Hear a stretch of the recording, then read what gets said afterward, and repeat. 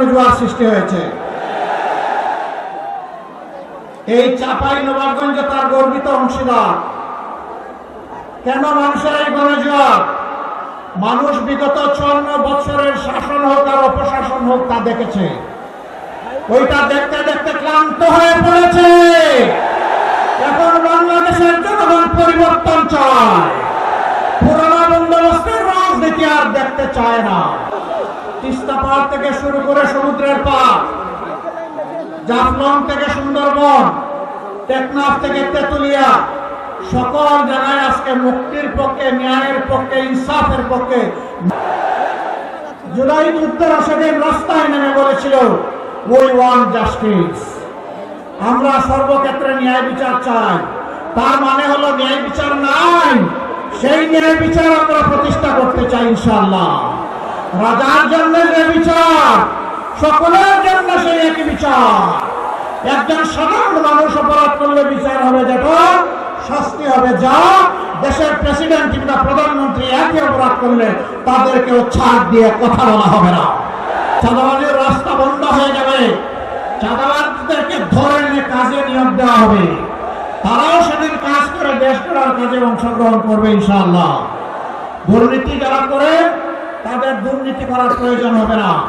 এখন দুইটা কারণে মানুষ দুর্নীতি করে, একটা হলো লোভ আর একটা হলো বাধ্য হয়ে। লোভ তো আমরা সবাই বুঝি, বাধ্য এখানে দুর্নীতি করবে অবশ্যই।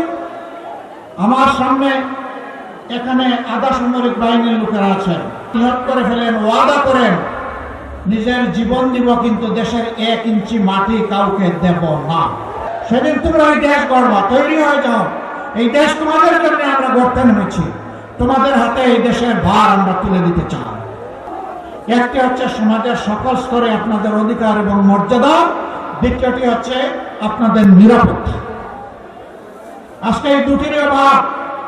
ইনশাআল্লাহ আমরা এমন একটা সমাজ করতে চাই, পুরুষরা পাবে পুরুষদের অধিকার, মহিলারা নারীরা পাবে তাদের অধিকার।